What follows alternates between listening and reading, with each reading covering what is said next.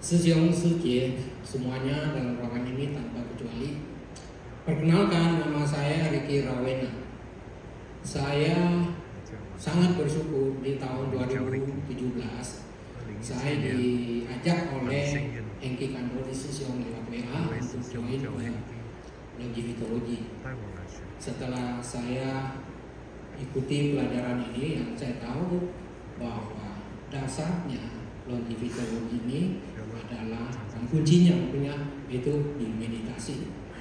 Lalu hampir saya merasa mau gagal ya dalam meditasi, tapi untung Jono Sesiong juga ada berikan saya artikel dari tulisan dari Gurwe. Lalu di sana saya coba pelajari lagi, hanya saya ambil tekad begini, bahwa semua usaha itu kita perlu satu tekad. Lalu saya ambil keputusan bahwa saya harus bisa berhasil, orang lain bisa, kenapa saya tidak? Lalu beberapa saat kemudian yang terjadi adalah seperti di foto ini. Jadi sebelumnya saya ikut longivitologi yang sebelah kiri, kemudian berapa saat kemudian rambut saya berubah warna. Itu yang saya alami. Kemudian pada tahun 2018 saya merasa sangat-sangat berterima kasih ke Wilause. Wilause datang lagi kembali ke Makassar untuk mengajar kami ke yang kelas advance. Lalu setelah kami ikuti kelas advance itu, tolong operator slide kedua.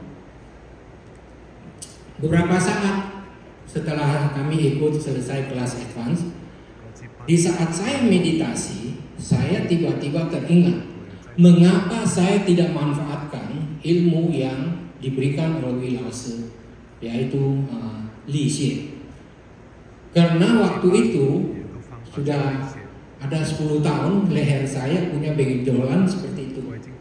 Saya sudah datangi almarhum Dr. Denny Suwandi, katanya harus operasi. Lalu saya datangi ke Dr. William Hamdani, katanya juga harus operasi, tapi saya tidak mau. Saat itu saya ambil tekad bahwa saya harus selesaikan masalah ini dari longivitologi caranya. Saya harus selesaikan, saya terapi diri saya sendiri lah, ya. Dan akibatnya terbukti. Saya sebelumnya sudah ambil keputusan suruh istri saya foto dulu. Setelah sebelumnya dan sesudahnya ternyata ini akibatnya selesai juga masalahnya. Kemudian ada yang lebih seru Bapak Ibu Sejie. Pada tahun 2020 tanggal 19 November hari Sabtu maghrib, saya di jalan jatuh. Di pinggir jalan saya jatuh, ada sepotong tanah yang ada lumpur, saya nggak tahu. Itu saya injak, saya jatuh, saya nggak bisa bangun. Saya ditolong oleh 3 anak muda. Lalu saya didudukkan di pinggir jalan. Saat itu tangan kiri saya tidak bisa bergerak. Saya tahu bahwa tangan saya punya masalah besar. Jadi singkat cerita, setelah saya hubungi, sampaikan ke anak saya letakkan tangan kanan saya di atas bahu. Saya tahu bahwa tulang saya ini sudah bermasalah. Lalu saya dibawa ke rumah sakit Siloam. Begitu masuk rumah sakit langsung difoto. Setelah foto, istri saya dipanggil sama dokter ortopedi. Dokter itu tunjukkan sama istri saya fotonya. Dia bilang ternyata ini tulang saya sudah bergeser dan saya harus dioperasi. Setelah itu dokter ketemu sama saya. Dokter bilang, malam ini juga kamu puasa, malam ini juga nanti dioperasi.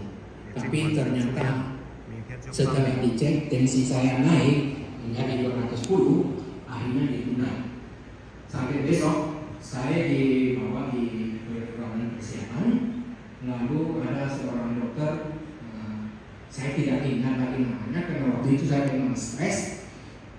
Dia perkenalkan diri bahwa saya adalah dokter anestesis. Nanti saya yang bius kamu ya. Oke. Lalu setelah itu saya dimasukkan ke ruangan OGA. Setelah semua persiapan sudah siap, selang untuk bius pun sudah terpasang di hidung saya. Tapi untung sekali saya belum sempat dibius. Dokter ortopedinya sudah masuk ke dalam ruangan. Begitu dia lihat, dia buka baju, dia lihat dengan kiri saya, dia mulai ragu. Lalu dia tekan, pelan-pelan dia tekan dengan ujung jari tengah. Lalu dia bilang, kayaknya ini terjadi reposisi. Saya waktu itu juga bingung. Lalu dokter itu akhirnya dia bentangkan dua tangannya ke lengan kiri kanan saya. Dia masih ragu juga, akhirnya dia dorong alat scannernya, lalu dia scan. Setelah dokter scan, kata dokter, positif, tulang kamu kembali ke posisinya. Giliran saat saya yang bingung setengah mati, kok bisa terjadi? Dan saya yakin bahwa selama saya jatuh sampai ke rumah sakit, tidak seorang pun tenaga medis yang pernah sentuh tangan saya, termasuk dokter ortopedinya. Sekarang timbul satu pertanyaan. Mengapa tulang saya bisa reposisi kembali ke posisinya? Jawaban ini Sisiong Sije sendiri yang menjawab.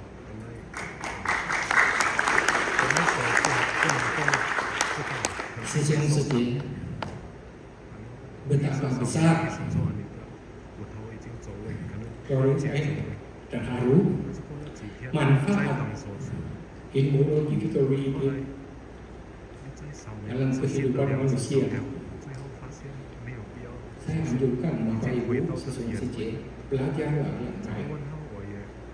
Sebenarnya masih banyak yang ingin saya share yang sehubungan dengan kejadian saya ini, tapi karena waktu yang terbatas, mungkin besok lusa ada kesempatan saya akan share. Banyak sekali yang saya alami.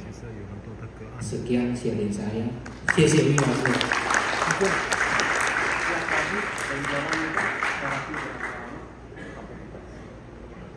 Saya ada pertanyaan dari Johan Sisiong bahwa benjolan saya terapi berapa lama?